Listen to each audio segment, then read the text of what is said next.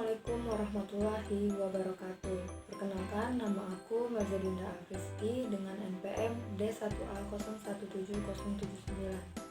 Aku mahasiswa jurusan Ilmu Kesejahteraan Sosial, Fakultas Ilmu Sosial dan Politik, Universitas Bengkulu. Untuk memenuhi tugas dari Bapak Dr. Aris SOS MSI, maka di video ini aku akan membacakan ulang sebuah buku yang sebelumnya udah aku rangkum. Oke, buku ini berjudul Metode Kuantitatif untuk Analisis Kebijakan. Buku ini ditulis oleh Suedi dan diterbitkan oleh PT Penerbit IPB Press. Isi dari buku ini yaitu proses analisis kebijakan adalah serangkaian aktivitas intelektual yang dilakukan di dalam proses kegiatan yang pada dasarnya bersifat politis. Aktivitas politis tersebut dijelaskan sebagai proses pembuatan kebijakan dan divisualisasikan sebagai serangkaian tahap yang saling bergantung dan diatur menurut urutan penyusunan agenda, formulasi kebijakan, adopsi kebijakan, implementasi kebijakan, dan penilaian kebijakan. Arus utama dalam pembuatan kebijakan yang berjalan saat ini biasa disebut sebagai model linear, model rasional, atau common sense. Biasanya, urutan model linear dalam pembuatan kebijakan adalah yang pertama, mengenali dan merumuskan isu yang diperkirakan sebagai masalah.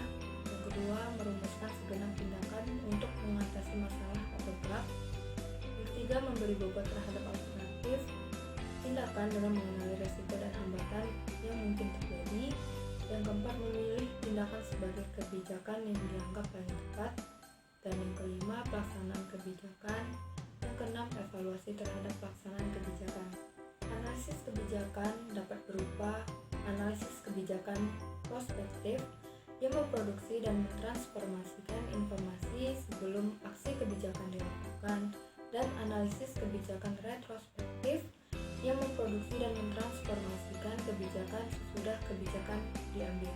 Metode kuantitatif dan kualitatif merupakan dua pendekatan yang berkembang dalam riset ilmu sosial termasuk kebijakan.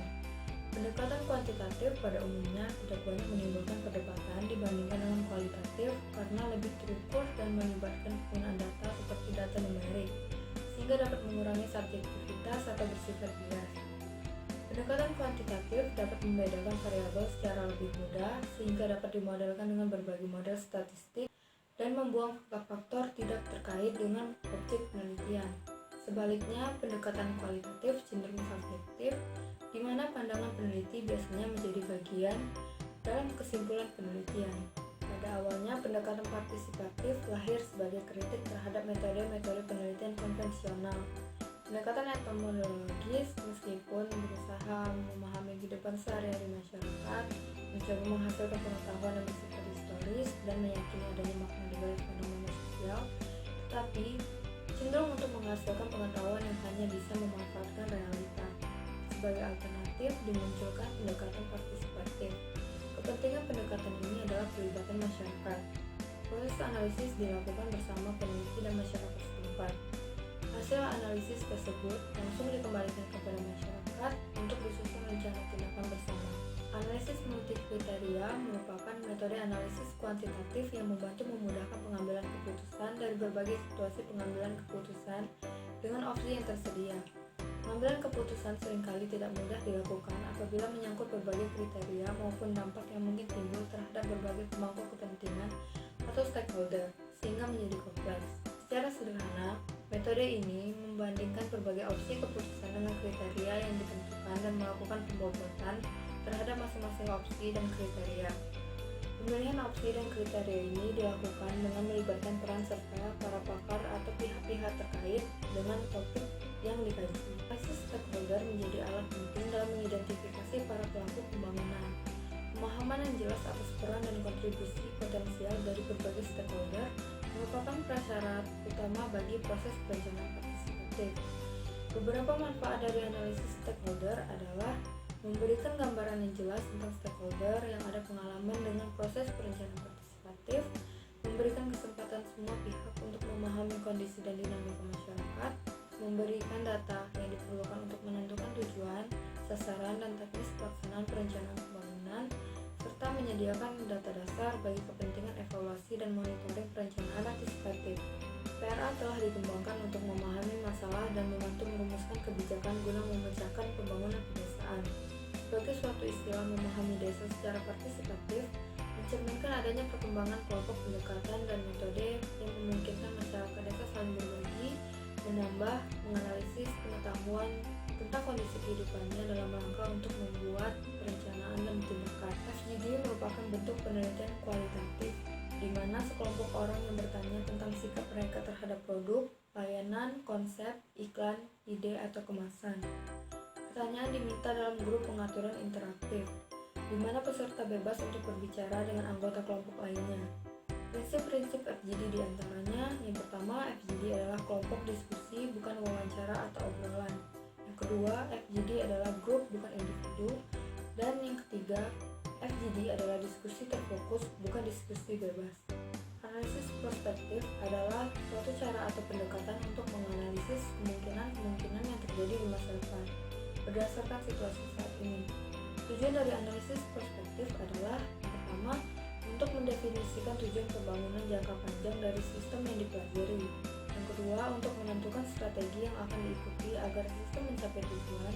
Dan yang ketiga, untuk menerjemahkan strategi ke dalam perencanaan, tujuan umum, dan strategi yang muncul dari analisis prospektif yang berguna untuk menentukan prioritas dalam proses perencanaan. Terdapat 3 langkah yang harus dilakukan dalam analisis prospektif, yaitu mengidentifikasi faktor penentu di masa depan, menentukan tujuan strategis dan kepentingan pelaku utama, serta mengidentifikasi dan mendeskripsikan evaluasi kemungkinan masa depan. Ini merupakan salah satu model pengambilan keputusan multi kriteria yang dapat membantu kerangka berpikir manusia, di mana faktor logika, pengalaman pengetahuan, emosi, dan rasa dioptimasikan ke dalam suatu proses sistematis. Pada dasarnya, AHP merupakan metode yang digunakan untuk memecahkan masalah yang kompleks dan tidak terstruktur ke dalam kelompok-kelompoknya dengan mengatur kelompok tersebut ke dalam suatu hierarki, kemudian memasukkan nilai numerik sebagai pengerti persepsi manusia dalam melakukan perbandingan relatif. Manfaat AHP yaitu memadukan intuisi pemikiran, perasaan, dan penginderaan dalam menganalisis pengambilan keputusan, lalu memperhitungkan konsistensi dari penilaian yang telah dilakukan dalam membandingkan faktor-faktor yang ada, serta memudahkan pengukuran dalam elemen dan memungkinkan perencanaan ke depan. TOA merupakan sebuah proses di mana stakeholder dilibatkan untuk mempertimbangkan strategi-strategi pengelolaan yang berbeda dan secara tegas menentukan prioritas kegiatan. Mengorganisir informasi sedemikian rupa sehingga mudah dipahami dan digunakan merupakan sifat utama dari analisis trade-off. Metode MDS dapat memotret tingkat keberlanjutan pembangunan pada saat ini dengan dilihat dari semua dimensi pembangunan.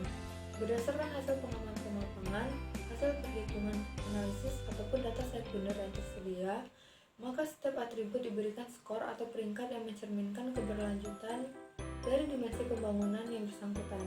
Berbagai software telah dikembangkan untuk membantu proses analisis tersebut, di antaranya Expert Choice atau AHP, Rapis atau MDS, PowerSim, Stella, dan Iting atau sistem dinamis. Bahkan yang sederhana seperti Microsoft Excel dapat digunakan untuk AP, MPE, TOA, dan AHP. Aplikasi software tersebut membutuhkan kemampuan sumber daya manusia yang terampil dan ahli. Berbagai konsep dan pendekatan tersebut pada dasarnya memiliki keunggulan dan kelemahan dalam penerapannya.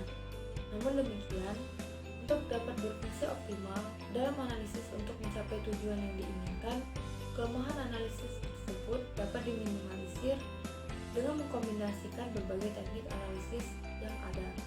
Oke, jadi itu tadi adalah rangkuman yang udah aku buat dari buku metode kuantitatif untuk analisis kebijakan. Terima kasih sudah menonton. Assalamualaikum warahmatullahi wabarakatuh.